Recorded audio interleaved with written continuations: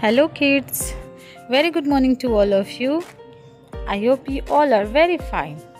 Kids, we have studied a lot of safety rules that keep us safe on different places.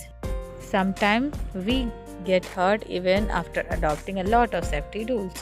So for that moment before the doctor comes, and we should provide some temporary relief to the patient.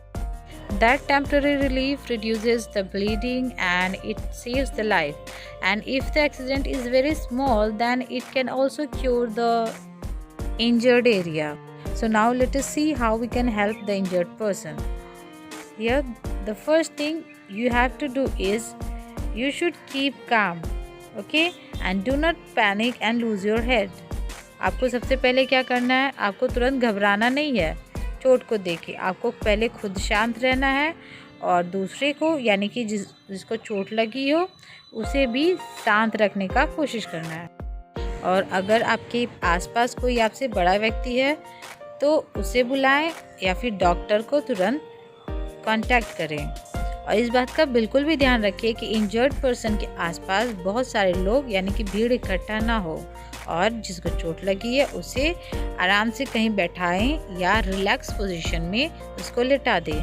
फिर आप अपना first aid start कर सकते हैं। बच्चों, before giving first aid to any person you should know the type of injury, because we cannot give the same type of first aid to all injured person, right? Yes. So in case of small cuts and wounds, what should we do? First, we wash the affected area with a clean water. पहले क्या कर सकते हैं हम? पहले हमें करना है, अगर कहीं छोटा मोटा कट है और छोटा मोटा वाउंड है तो उसे हम पहले साफ पानी से धोएं। Then gently wipe it with an antiseptic lotion. उसके बाद उसे एंटीसेप्टिक लोशन से हल्के हल्के से साफ करें। And then tie a bandage और हैंडकरचीफ अराउंड द वाउंड। उसके बाद क्या करना है, हमें साफ करने के बाद हमें उस पर अगर आपके पास कोई साफ रुमाल है यानी कि हैंडकरचीफ उससे बांधे, और यदि वहाँ पे बैंडेज अवेलेबल है तो उससे बांधे। तो ये फर्स्ट एड है स्मॉल कट्स एंड वाउंड्स के लिए। And in case of burns what should we do? अगर कोई हल्का फुल्का जल जाए तो हम क्या कर सकते हैं? We can put ice cubes, and if the ice cube is not available you can also pour cold water over the affected area. हम उस पर बर्फ़ लगा सकते हैं या फिर ठंडा पानी उस पर गिराएं कुछ टाइम के लिए, जिससे क्या होगा कि जो बर्निंग वाली फीलिंग है ना, जलन, वो थोड़ा सा कम हो जाता है। उसके बाद क्या करना हमें? उसके बाद हमें उसके ऊपर अफेक्टेड एरिया के ऊपर एंटीसेप्टिक ऑइंटमेंट लगाना है। So this is how you treat a burns. And in case of a fall, that means if you fall while playing, while running, then what should we do? We should first put some ice cube on the injured area just to give some temporary relief and avoid swelling. And then we can call a doctor, or we can also take patient to the clinic of the doctor. So students, I think you have a better understanding of first aid treatment. Now we'll see the important things that should be kept in the first aid kit. बच्चों, first aid treatment करना तो हमने सीख लिया।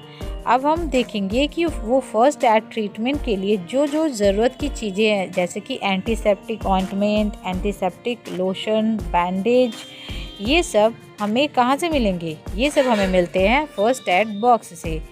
और उस first aid box में और भी कौन सी ज़रूरी चीज़ें रखी जानी चाहिए, तो उसके बारे में अब हम पढ़ेंगे।